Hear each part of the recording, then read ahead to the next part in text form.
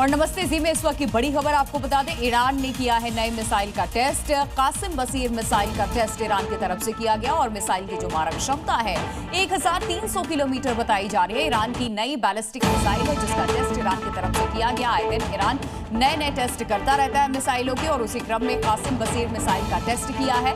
GPS के बिना भी सटीक निशाना साधने में माहिर है ये मिसाइल। अमेरिका इजराइल की सख्त चेतावनी भी सामने आई है। ईरान की ये नई बैलिस्टिक मिसाइल लॉन्च की तस्वीरें आपको दिखा रहे हैं जिसमें जीपीएस नहीं है। इसके बावजूद भी ये सटीक निशाना लगाने में कारगर साबित हुआ है और ईरान ने एक नई मिसाइल का टेस्ट किया।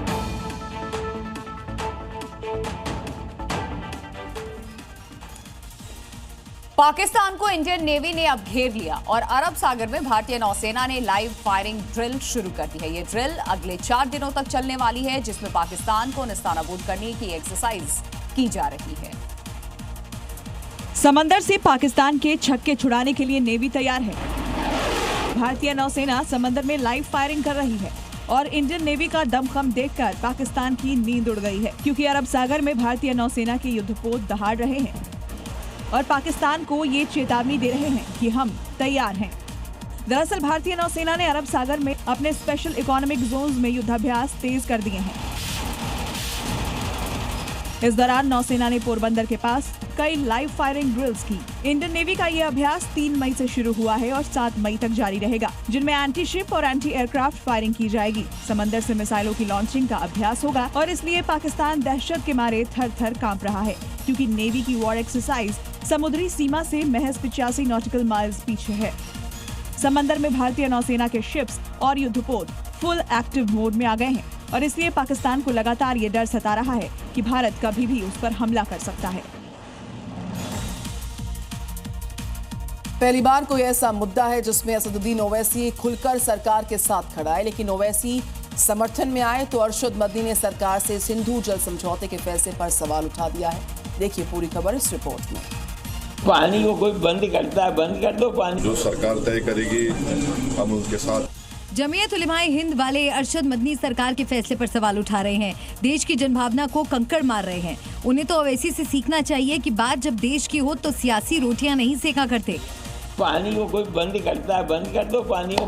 बाबा पानी आज से थोड़ा ही पता नहीं कितने हजार साल से सतलज, ब्यास, रावी, चुनाब, जहलुम बह रहे हैं। वहाँ जाकर के वो दरियाए सिंध बन जाते।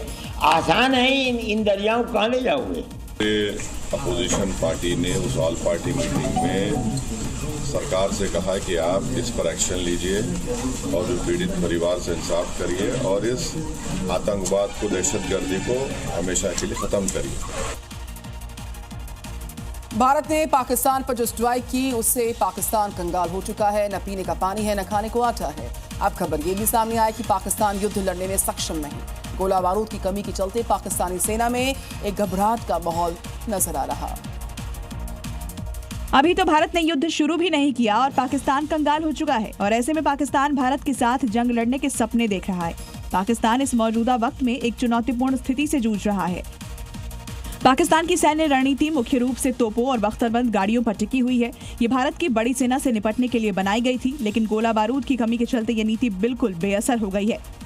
इस कमी का मुख्य कारण पाकिस्तान का यूक्रेन के साथ हाल ही में किया गया हथियार सौदा है, जिसने इसके युद्ध भंडार को खाली कर दिया है। सोशल मीडिया पर वायरल हुए पोस्ट के मुताबिक और जो बचा खुचा स्टॉक है पाकिस्तानी सेना उसे युद्धाभ्यास में खर्च करने में लगी हुई है।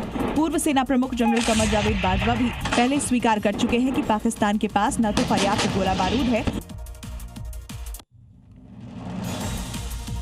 नमस्ते जी में अगली खबर आपको बताते हैं। अभी तो भारत ने युद्ध की पहल ही नहीं की है। पाकिस्तान आधा मर चुका है। पाकिस्तान में खाने के भी लाले पड़े हैं। गोला बारूद खत्म होने के कगार पर है, लेकिन पाकिस्तानी नेता मंत्री लगातार परमाणु बम की धमकी दे रहे हैं। जब से भारत ने पाकिस्तान पर एक्शन लेना शुरू किया तब से पाकिस्तानी सुबह शाम दिन रात सिर्फ परमाणु बम का रट्टा मारते हैं। रूस में पाकिस्तान के राजदूत मोहम्मद खालिद जमाली ने एक बार फिर गीदड़ भभकी दी और आरटी चैनल को दिए इंटरव्यू में कहा, पाकिस्तान पारंपरिक ही नहीं परमाणु हथियार से भी जवाब देगा। पाकिस्तान में सिर्फ 4 दिन का गोला बारूद बचा है, लेकिन धमकी परमाणु बम की दी जा रही है। आतंकिस्तान के पास लड़ने के लिए हथियार नहीं है, लेकिन उसके नेता बड़ी बड़ी बातें कर रहे हैं। पाकिस्तान के पास न तो पर्याप्त गोला बारूद है और न ही ऐसी आर्थिक हालत कि वो भारत से लंबा युद्ध लड़ सके। ये बात पाकिस्तानी नेता और मंत्री मानने को तैयार ही नहीं है।